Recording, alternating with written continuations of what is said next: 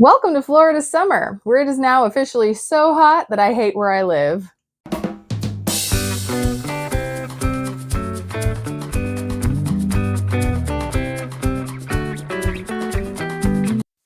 Hello, welcome to Show and Tell Meg. I'm Megan, and I like to make things.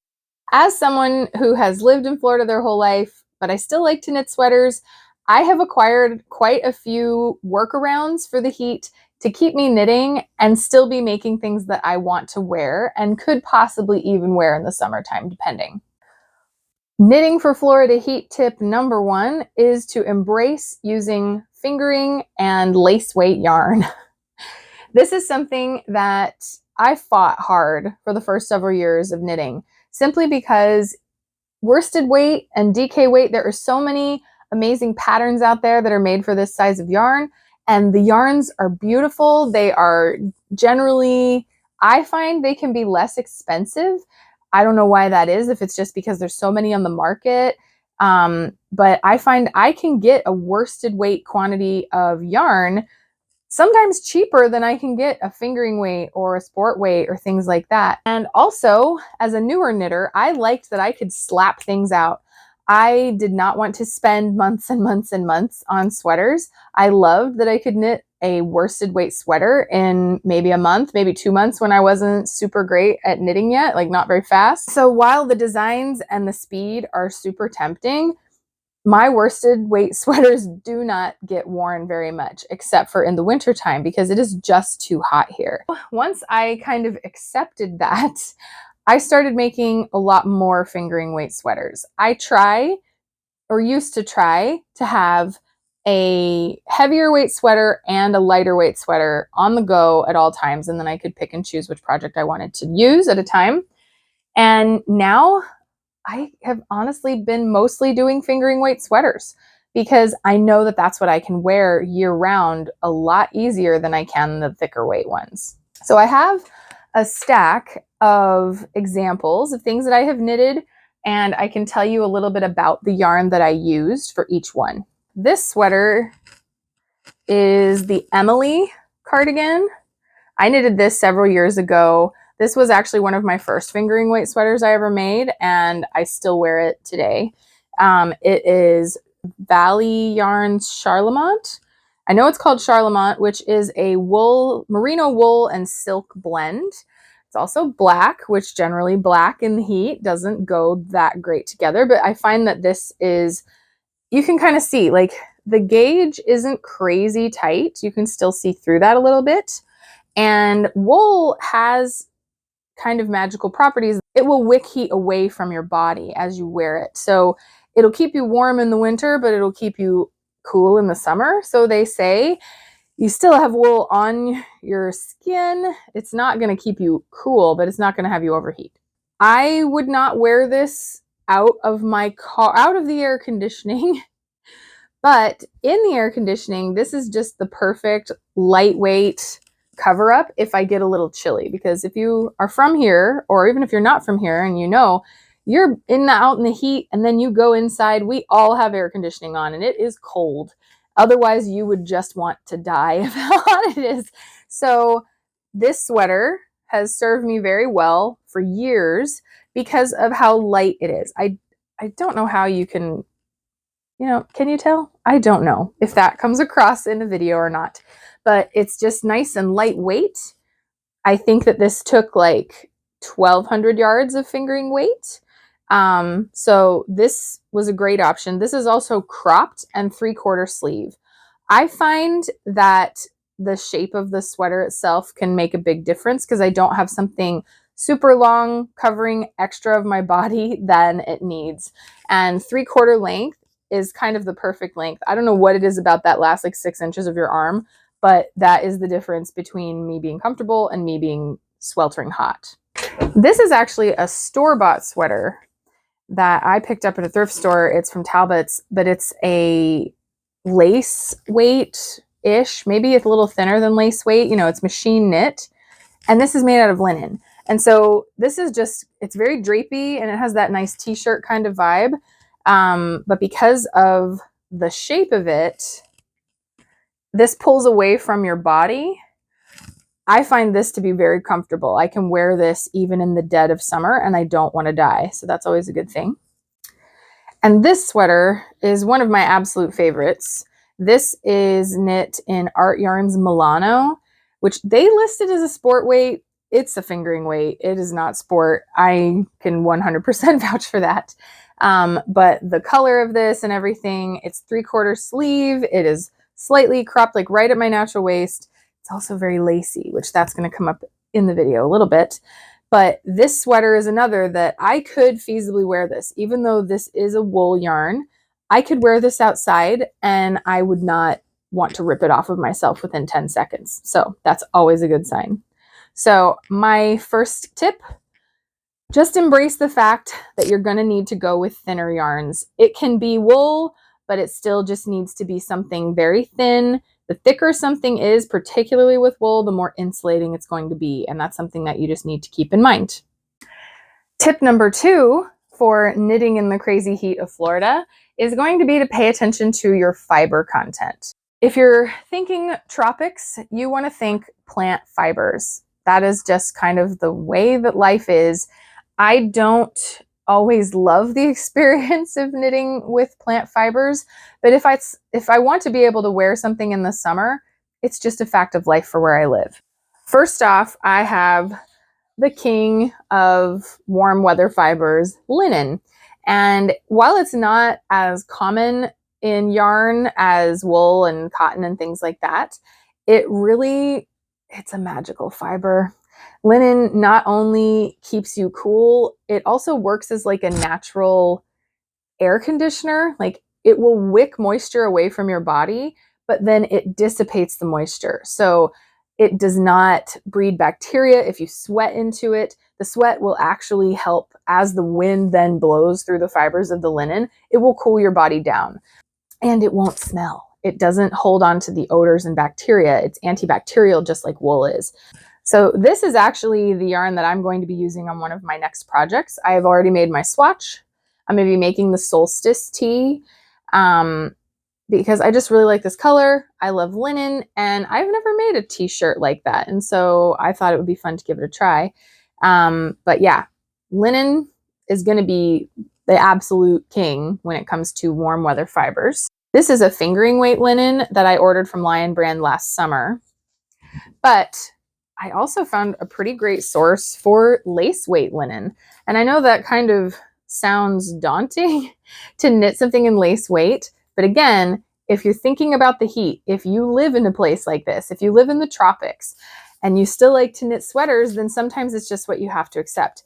I put it off for a very long time, but lace weight is going to be closer to things that are machine knit that you'd be able to buy in a store. And so you're going to have that similar kind of drape and feel when something is a thinner yarn. It's just going to be a little more comfortable. It's not as heavy on your skin. It's not pressing against your skin as much. So you're going to get more airflow under the garment, which is going to in turn keep you cooler.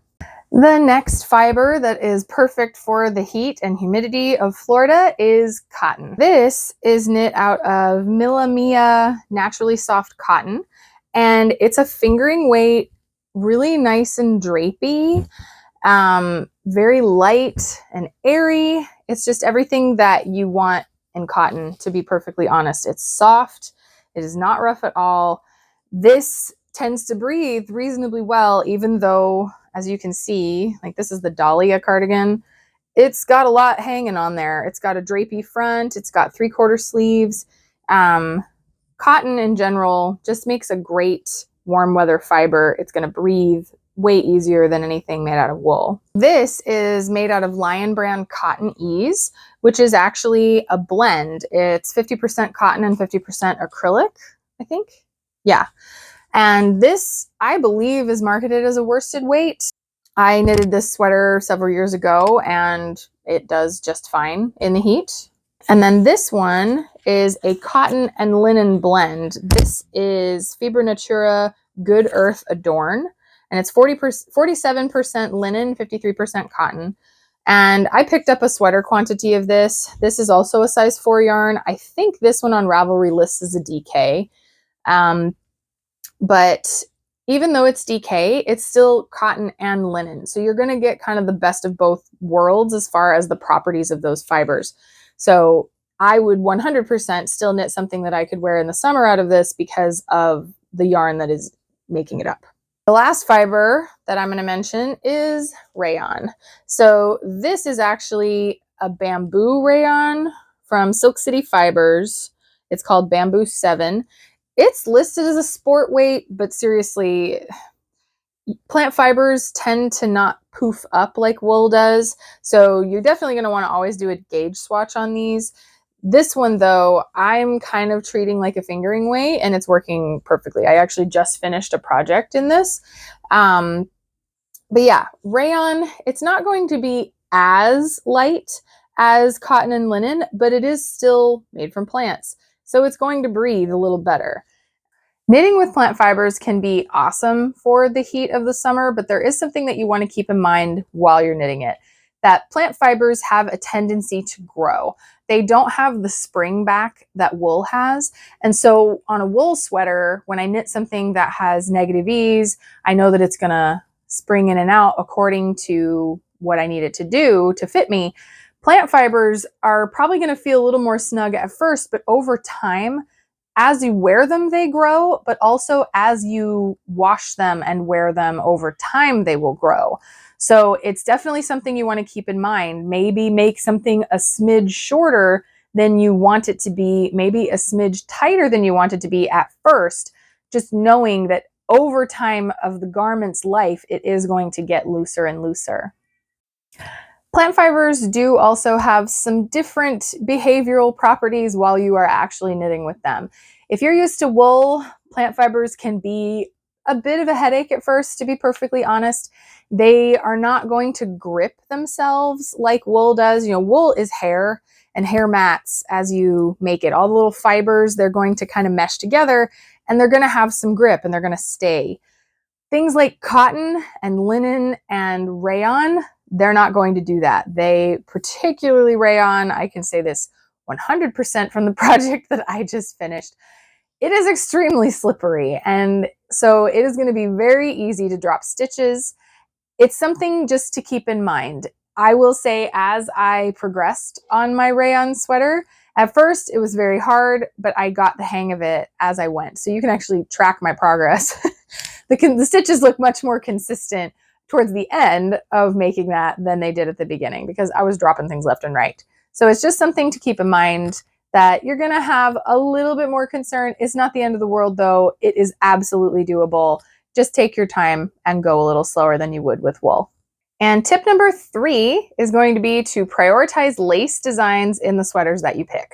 I personally love knitting lace. I find it very satisfying. I like that it switches things up a little bit. It doesn't have to be a super complicated lace pattern, just something to keep your interest while you're knitting.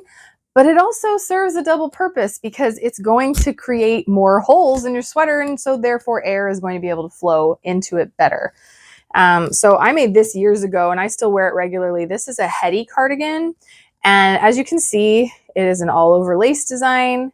It's knitted in a cotton yarn, and it is 3/4 sleeved and cropped to the waist. This I can wear pretty much any time. If I was to be outside for a period of time, I would probably take it off, just because this is either a DK or a worsted weight yarn. But even if I couldn't, it still has all of these lacy holes. So breezes are going to be maximized against my skin wearing something with lots of holes. This is the sweater that I just finished. I haven't even gotten to block it yet. And this is made in that bamboo rayon yarn. And the entire thing, I kept calling it my mesh bag shirt, because the entire thing is a drop stitch design made out of rayon. So this obviously is about as lacy as you can get. I can put this on and I'm not going to feel the effects of having covered my body in a bunch of yarn, because it's full of holes. So any breeze that I get, it's going to help keep me cooler. And for reference, this is the Dalloway by Sydney Craybaugh. This is a very old pattern from Isolde Teague. This is the Liesel. And I knit this in a predominantly cotton yarn, but it has a little bit of linen in there.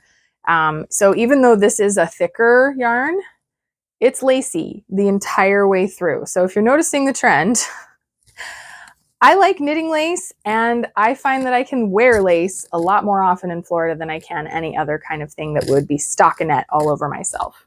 And there you have it. That's my top 3 tips for being able to still knit sweaters even in the insane heat and humidity of Florida. Like I say, I've knitted for 12 years. I used to still knit worsted weight wool sweaters in the summer, but even just having them draped over my lap when I sit at night on my couch, just sitting on my couch at night, I am so insulated in that couch that I'm too hot and I have to put a fan on myself in the air conditioning.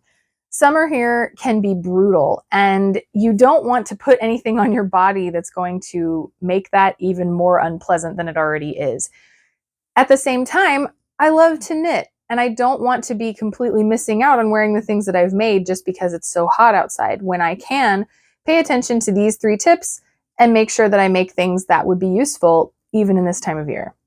So I hope that this was helpful. I hope that if you live in a tropical climate that you can keep these things in mind and not just feel like you have to knit camisoles. I have never knitted a camisole, and yet I have still managed to knit for 12 years in the state of Florida, always with a sweater on the needles, and I am still alive.